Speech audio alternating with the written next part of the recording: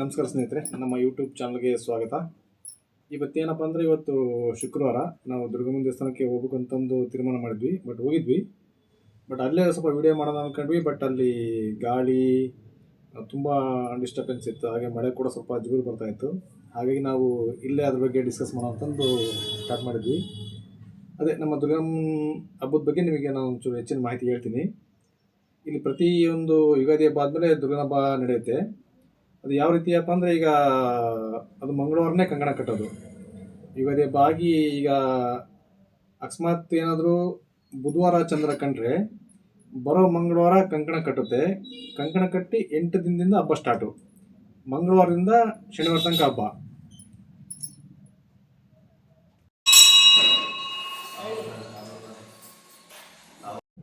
ನಾವು ಮಂಗಳವಾರ ಚಂದ್ರ ಕಂಡ್ರೆ ಅವತ್ತೇ ಚಂದ್ರ ಕನ್ಫರ್ಮ್ ಕಂಡಿದೆ ಅಂದ್ರೆ ಅವತ್ತು ಸಂಜೆನೆ ಎಲ್ಲ ಕಂಕಣ ಕಟ್ಟಿಬಿಡ್ತಾರೆ. ಹೌದು, ಮಂಗಳವಾರ ಚಂದ್ರ ಕಂಡ್ರೆ ಏನಾಗುತ್ತೆ ಅಂದ್ರೆ ಅವತ್ತೇ ಕಂಕಣ ಕಟ್ಟಿ ಅವತ್ತಿಂದ 8 ದಿನಕ್ಕೆ ಹಬ್ಬ ಸ್ಟಾರ್ಟ್ ಮಾಡ್ತಾರೆ. ಅವತ್ತು ಮಂಗಳವಾರ ಏನಪ್ಪ ಅಂದ್ರೆ ಸ್ವೀಟ್, ಅವತ್ತು ಸ್ವೀಟು. ನೆಕ್ಸ್ಟ್ ಬುಧವಾರ ಅವತ್ತೆಲ್ಲ ಕೋಣ. ಅವತ್ತು ಬುಧವಾರ ಅಲ್ವಾ? ಬುಧವಾರ ಬೆಳಗಿನ ಜಾವ ಕೋಣ ಬೀಳುತ್ತೆ.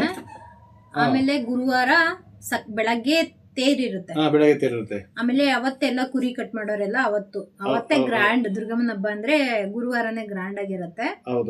ಪ್ರತಿ ವರ್ಷ ಇರುತ್ತೆ. ಈಗ ಬೇರೆ ಕಡೆ ದಾವಣಗೆರೆ, ಶಿವಮೊಗ್ಗ ಅಂದ್ರೆ 2 ವರ್ಷ 3 ವರ್ಷಕ್ಕೊಂದ್ಸಲ ಹಂಗೆಲ್ಲ ಹಬ್ಬ ಮಾಡ್ತಾರೆ. ದುರ್ಗಮ್ಮನ ಹಬ್ಬ ಅದೆಲ್ಲ ಅಂದ್ರೆ 2 ವರ್ಷಕ್ಕೊಂದ್ಸಲ ಏನೋ ಮಾಡ್ತಾರೆ ಅನ್ಸುತ್ತೆ. ನಮ್ಮ ಬಸವಣ್ಣದಲ್ಲಿ ಹಂಗಿಲ್ಲ, ಪ್ರತಿ ವರ್ಷ ದುರ್ಗಮ್ಮನ ಹಬ್ಬ ಮಾಡ್ತೀವಿ. ಆಮೇಲೆ ಪ್ರತಿ ವರ್ಷ ಕೂಡ ಗ್ರ್ಯಾಂಡ್ ಆಗೇ ಇರುತ್ತೆ. ಅದಕ್ಕೇನು ಕಮ್ಮಿನೇ ಇಲ್ಲ ಹಬ್ಬ ಮಾಡೋದಕ್ಕೆ ಅಂತ ಹೇಳಿ. ವರ್ಷ ಅಂತ ಹೇಳಿ ಕಮ್ಮಿ ಅಂತ ಏನಿರಲ್ಲ, ಫುಲ್ ಗ್ರ್ಯಾಂಡಾಗೇ ಇರುತ್ತೆ. ಒಬ್ಬೊಬ್ರು ಮನೆಗೆ 2, 3 ಆ ಥರ ಎಲ್ಲ ಕುರಿ ಕಟ್ ಮಾಡ್ತಾರೆ. ನಮ್ಮದು ಮೀಡಿಯಮ್ ಇರುತ್ತೆ. ನಮ್ಗೆ ಎಷ್ಟು ಬೇಕೋ ಅಷ್ಟು ಆರಾಮಾಗಿ ತೊಗೊಂಬಂದು ಕರಿಯೋರ್ನೆಲ್ಲ ಕರೆದ್ಬಿಟ್ಟು ಬೀಗ್ರನ್ನ ಆರಾಮಾಗಿ ಮಾಡಿಕೊಂಡು 1 ದಿನ 2 ದಿನ ಆದಮೇಲೆ ನಾವು ಶಾಪಿಗೆ ಬರೋದು ಬೇರೆ ಇರುತ್ತೆ. ಅದರಲ್ಲೇ ನಮಗೆ ಶಾಪಲ್ಲಿ ಅದೇ ಸೀಸನ್ನು. ಇಲ್ಲಿ ಸುತ್ತಮುತ್ತ ಹಳ್ಳಿ ಜನ ಎಲ್ಲ ಹಬ್ಬ ಮಾಡೋದ್ರಿಂದ ಶಾಪಲ್ಲಿ ಕೂಡ, ಪಾರ್ಲರ್ ಕೂಡ ಫುಲ್ ಬ್ಯುಸಿ ಇರುತ್ತೆ. ಇಲ್ಲಿ ಅರ್ಧ ದಿನ ನಾವು ಶಾಪಲ್ಲಿ ಕೆಲಸ ಮಾಡ್ಕೊಂಡು ಹೋಗೋದು, ಇನ್ನು ಅರ್ಧ ದಿನ ಮನೇಲಿ ಹಬ್ಬ ಮಾಡೋದು. ಹೀಗಾಗುತ್ತೆ, 2 ಮಿಕ್ಸ್ ಆಗಿ. ಗುರುವಾರ ಮಾತ್ರ ಕಂಪ್ಲೀಟಾಗಿ ರಜೆ ಮಾಡ್ತೀವಿ. ಯಾಕೆ ಅವತ್ತು ಟೈಮ್ ಜಾಸ್ತಿ ಬೇಕು ನಮಗೆ ಹಬ್ಬ ಮಾಡೋದಕ್ಕೆ ಅಂತ ಹೇಳಿ ನಾವು. ಹಾಗಾಗಿ ಅವತ್ತೊಂದು ದಿನ ಮಾತ್ರ ಫುಲ್ ರಜೆ ಮಾಡಿರ್ತೀವಿ. ಬುಧವಾರ ಅಂದರೆ ಹಂಗೆ ಅವತ್ತು ಫುಲ್ ಬ್ಯುಸಿ ಇರ್ತೀವಿ. ಬುಧವಾರ ಇರೋದ್ರಿಂದ ನೈಟ್ ಒಂದು 8-9 ಗಂಟೆ ಕೂಡ ಆದರೂ ಕಸ್ಟಮರ್ ಇದ್ದೇ ಇರ್ತಾರೆ ನಮಗೆ. ಹಾಗಾಗಿ ಸ್ವಲ್ಪ ನಮಗೆ ಸ್ಪೆಷಲ್ ಅಂದ್ರೆ ನಮಗೆ ದುರ್ಗಮ್ಮನ ಹಬ್ಬನೇ. ದುರ್ಗಮ್ಮನ ಹಬ್ಬ ಆದ್ಮೇಲೆ ಗುರುವಾರನೇ ನಾವು ಜಾಸ್ತಿ. ಬುಧವಾರ ತನಕ ಅಂಗಡಿ ಶಾಪಲ್ಲಿ ಇರ್ತೀವಿ. ಗುರುವಾರ ಗುರುವಾರ ಇನ್ನೇನು ಕುರಿ ಮಟನ್ ಮಾಡೋದು. ಅದು ಕ್ಲಿಕ್ ಮಾಡು.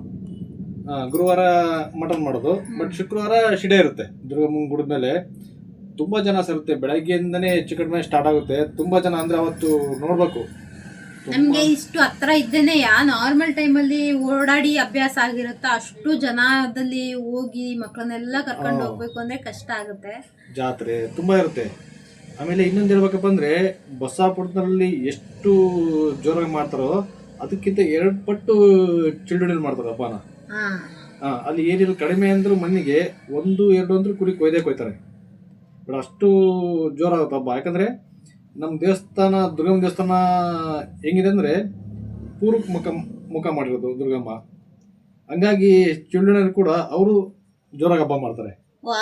ಪೂರ್ವಕ್ಕೆ ಮುಖ ಮಾಡಿದ್ರೆ ಬಸಾಪಟ್ಟಣ ಕಡೆ ಬೆನ್ನಿರೋದು ನಮಗೆ ನಮ್ಮ ದೇವಸ್ಥಾನ.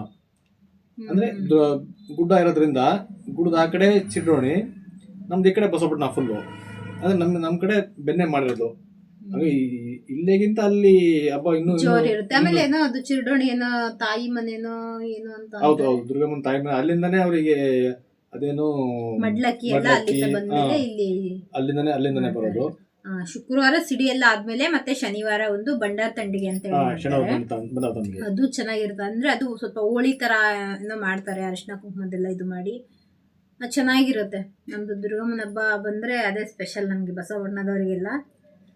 ಪ್ರತಿ ಯಾವುದೇ ಹಬ್ಬಕ್ಕಿಂತ ನಮ್ದು ಸ್ವಲ್ಪ ದುರ್ಗಮ್ಮನ ಹಬ್ಬನೇ ಸ್ವಲ್ಪ ಗ್ರ್ಯಾಂಡ್ ಆಗಿ ಎಲ್ಲರೂ ಮಾಡ್ತಾರೆ. ನಮಗೆ ಚೆನ್ನಾಗಿರುತ್ತೆ. ನಮ್ದು ಪ್ಲಾನ್ ಇವತ್ತು ಇದ್ದದ್ದು ಅದೇ ಪ್ಲೇಸ್ ಅಲ್ಲಿ ಕೂತ್ಕೊಂಡು ಮಾತಾಡಿ ಸುತ್ತಮುತ್ತಲೆಲ್ಲ ಪ್ರದರ್ಶನ ತೋರಿಸ್ಬೇಕು. ಎಲ್ಲ ಡೀಟೇಲ್ ಹೇಳ್ಬೇಕು ಅನ್ನೋದು ಅದ್ರದ್ದೇ ನಮ್ದು ಐಡಿಯಾ ಇದ್ದು. ಬಟ್ ಅಲ್ಲಿ ಸ್ವಲ್ಪ ನಾವು ಹೋಗೋ ಟೈಮಲ್ಲಿ ಮಳೆ ಕೂಡ ಬರ್ತಾ ಮಳೆ ಇತ್ತು ಸ್ವಲ್ಪ. ಇತ್ತು, ತುಂಬಾ ಗಾಳಿ ಇತ್ತು. ಮಳೆ, ಆಮೇಲೆ ಗಾಳಿ. ಸ್ವಲ್ಪ ಜನ ಜಾಸ್ತಿ ಇದ್ರು. ಇವತ್ತು ಶುಕ್ರವಾರ ಆಗಿರೋದ್ರಿಂದ, ನಾವು ಸ್ಟಾರ್ಟಿಂಗ್ ಆಗಿರೋದ್ರಿಂದ ನಮಗೂ ಅನ್ಕಂಫರ್ಟಬಲ್ ಫೀಲ್ ಆಗುತ್ತೆ ಅಂತ ಹೇಳಿ ನಾವು ಮನೆಯಲ್ಲೇನೆ ಹೌದು ಇವಾಗ ಮನೆಯಲ್ಲೂ ಮಾಡೋದಿಕ್ಕಾಗಲ್ಲ, ಶಾಪಿಗೆ ಬಂದಿದೀವಲ್ಲ, ಹೌದು. ಅದ್ರ ಬಗ್ಗೆ ನಾವು ಶಾಪಲ್ಲೇ ಮಾತಾಡೋಣ ಅಂತ ಹೇಳಿ ಮಾತಾಡ್ತಿದೀವಿ ಅಷ್ಟೇ. ಅಂದ್ರೆ ಇಷ್ಟೊಂದು ಅಲ್ಲಿ ಕೂತ್ಕೊಂಡು ಮಾತಾಡಲಿಕ್ಕೆ ಆಗಲ್ಲ, ಯಾಕಂದ್ರೆ ಗಾಳಿ ಬೀಸ್ತಾ ಇರುತ್ತೆ, ಡಿಸ್ಟರ್ಬೆನ್ಸ್, ವಾಯ್ಸು ಕೂಡ ಕ್ಲಿಯರಿಟಿ ಇರಲ್ಲ. ಹಾಗಾಗಿ ನಾವು ಶಾಪಲ್ಲೇ ಸ್ವಲ್ಪ ಒಂದು ವಿಡಿಯೋ ಮಾಡ್ತಿದ್ವಿ. ಇಲ್ಲ ನೆಕ್ಸ್ಟ್ ಟೈಮು ನಾವು ಖಂಡಿತವಾಗಿಯೂ ಸ್ವಲ್ಪ ಗಾಳಿ ಗೀಳಿ ಕಡಿಮೆ ಆದರೆ ಫುಲ್ ನಮ್ಮ ದುರ್ಗಮ್ಮನ ದೇವಸ್ಥಾನ ತೆಗೆದ ಸುತ್ತಮುತ್ತಲು ಏನೇನಿದೆ, ಯಾವ ಪಕ್ಕದಲ್ಲಿ ಮಾತೆಗಮ್ಮನ ದೇವಸ್ಥಾನ ಇದೆ, ಎಲ್ಲ ಫುಲ್ ಸರೌಂಡಿಂಗ್ನೇ ತೋರಿಸ್ಬೇಕನ್ನೋ ಒಂದು ಐಡಿಯಾ ಇದೆ. ಖಂಡಿತವಾಗಿಯೂ ನೆಕ್ಸ್ಟ್ ವಿಡಿಯೋದಲ್ಲಿ ನಾನು ಅದನ್ನು ಕ್ಲಿಯರಾಗಿ ಹೇಳ್ತೀನಿ. ನಾವೀಗ ಈ ವಿಡಿಯೋಸ್ಗೂ ಕೂಡ ಒಂದು ಸಣ್ಣ ಸಣ್ಣ ಕ್ಲಿಪ್ಪಿಂಗ್ ತಗೊಂಡಿದೀವಿ, ಅದನ್ನ ಆಡ್ ಮಾಡ್ತೀವಿ, ನೋಡೋಣ ಹೇಗ್ ಬರುತ್ತೆ ಅಂತೇಳಿ. ಇನ್ನೇನಾರು ಹೆಚ್ಚಿನ ಮಾಹಿತಿ ಇದ್ದರೆ ದಯವಿಟ್ಟು ನೀವು ನಮಗೆ ಕಮೆಂಟ್ ಮಾಡಿ, ಆದಷ್ಟು ಸಬ್ಸ್ಕ್ರೈಬ್ ಆಗಿ. ಹೊಸಬ್ರು ಯಾರಾದರೂ ನಮ್ಮ ವಿಡಿಯೋ ನೋಡ್ತಾ ಇದ್ದರೆ ನೀವು ಸಬ್ಸ್ಕ್ರೈಬ್ ಆದರೆ ನಮ್ಮ ವಿಡಿಯೋ ಚೆನ್ನಾಗಿ ಹೋಗ್ತಾಯಿದ್ರೆ ನಮಗೂ ಒಂದು ಸ್ವಲ್ಪ ಸ್ಫೂರ್ತಿ ಸಿಗುತ್ತೆ.